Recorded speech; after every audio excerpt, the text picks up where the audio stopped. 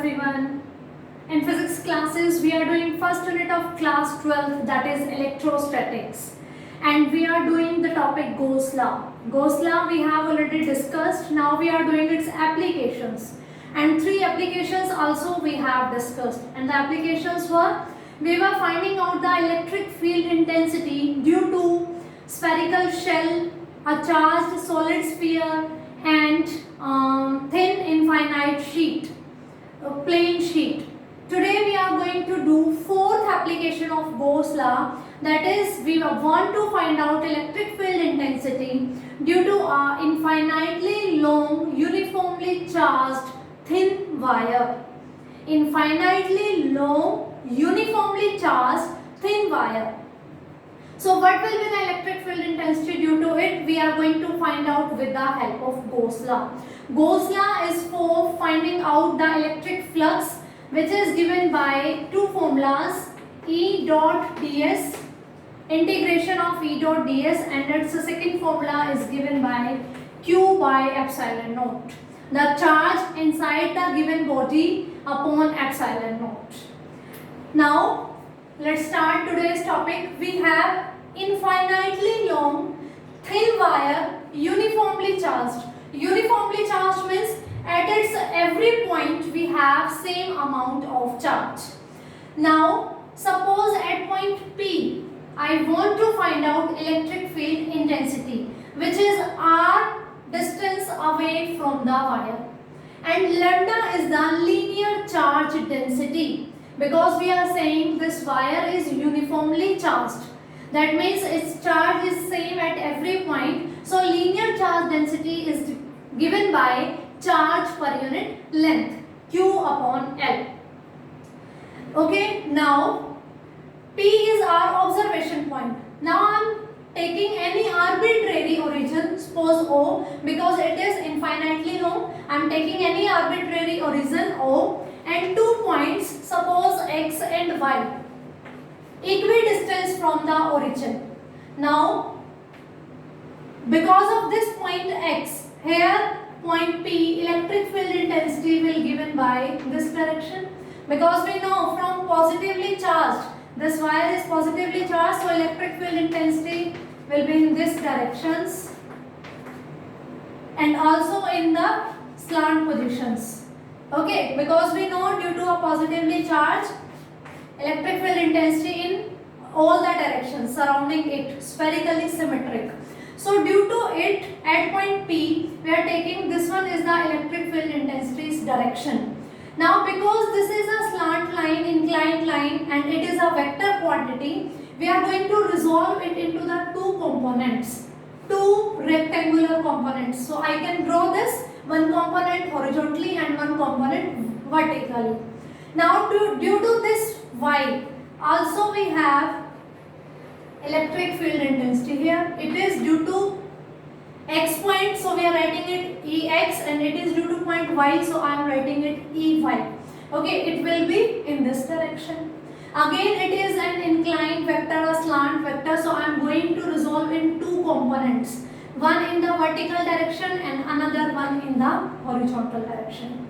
As we are saying, this is uniformly charged wire, so electric field intensity due to its own points will be same as charge is same. So these 2 components which are horizontal, they are equal in magnitude but opposite in directions. They are going to neglect each other, they are going to cancel the effect of each other.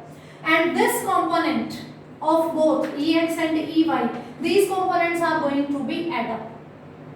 We have chosen any 2 arbitrary points. We can choose a number of points like X, Y, here I can take Z, and I can take Q, A, B, C, D, so many points I can take, and similarly this thing will be there. For 2 symmetric pairs from the arbitrary origin, these horizontal components are always going to be cancelled out, and we left with only components which are vertical. Okay, means which are along its radial direction. So I am supposing cylinder as Gaussian surface. We know when with the help of Gauss law, we want to find out electric field intensity, we are always going to imagine a Gaussian surface. So here I am imagining a Gaussian surface which is cylindrical in shape. Why cylindrical? Because sphere we cannot take, and cylinder of a particular length, suppose I am saying L length I am taking, R is its radius. And I have already discussed with you this thing that electric field intensity due to any point will be always in vertical direction only in this one, because the slanted directions are going to be neglected by the symmetric point on the another side of origin. If we are taking point X, electric field intensity was in this direction. We resolve it into the two components, horizontal and vertical. So vertical will remain here, okay, and for this horizontal component, if we are taking another point Y which is at the same distance from the origin but in the opposite side, then this electric field intensity is in this direction.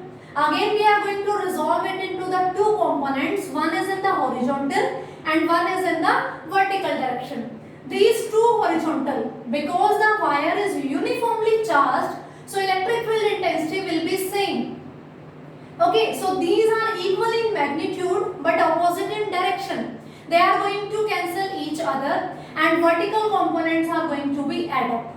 These we have taken any two arbitrary points. This will true for all the points of the wire. So finally we conclude that electric field intensity due to this wire will be in this direction. Okay, and we have chosen Gaussian surface as means the shape is a cylinder, so it will be along its radius. Okay, so we are saying it's the radial component. Only radial component of electric field exists, and this one is going to be cancelled out by the another point.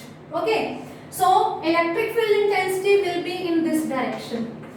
And if I am talking about downward, so electric field intensity will be in this direction. Similarly, we can explain in the downward situation also. So for this cylinder, if I am taking the end points, area vector for these circular faces, area vector is always perpendicular to the surface outside. So it is area vector. Here it is area vector, and here for the curved path of the cylinder. This chalk is the example of solid cylinder. If we have a pipe, we have a cover of pen, that is the example of hollow cylinder. So this portion, the outer portion circular, this is showing this, so curved path. This is having its vector, area vector in this direction. And we know that flux is given by this formula E dot ds, where if we are removing this dot, we get E ds cos theta, where theta is angle between the direction of electric field intensity and area vector. And area vector is always perpendicular to the plane, the surface whose area we are calculating. So, and we have discussed this thing that electric field intensity is going to be in this direction only. So for these two surfaces, electric field intensity is in this direction and area vector here. So the angle is 90 degree.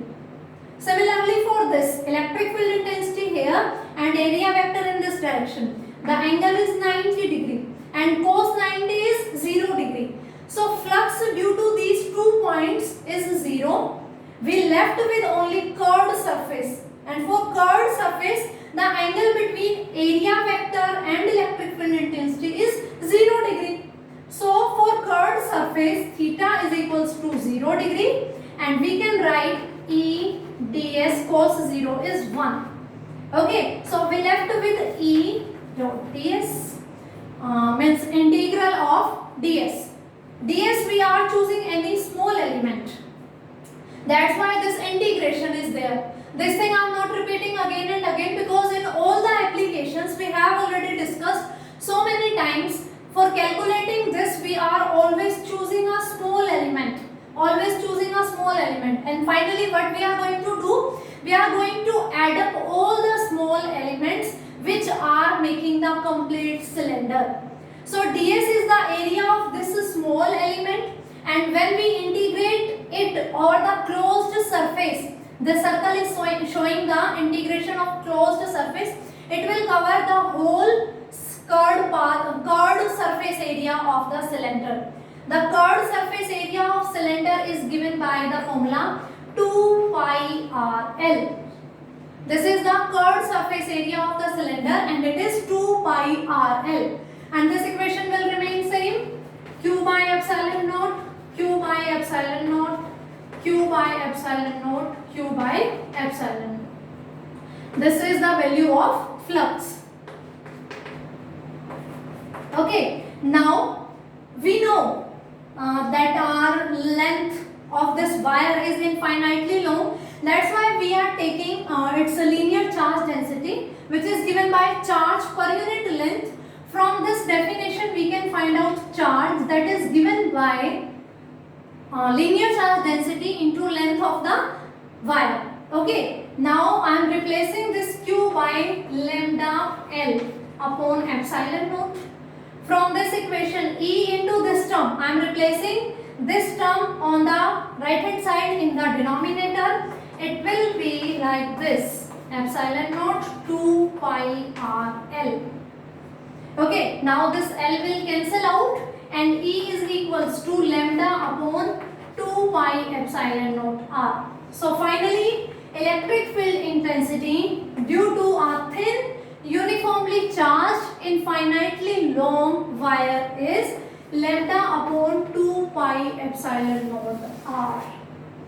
And from this final formula, it is clearly visible that it is independent of L, means it does not depend on the length of wire, which is infinite in this case. Okay, so it does not depend on the length, it depends on the R.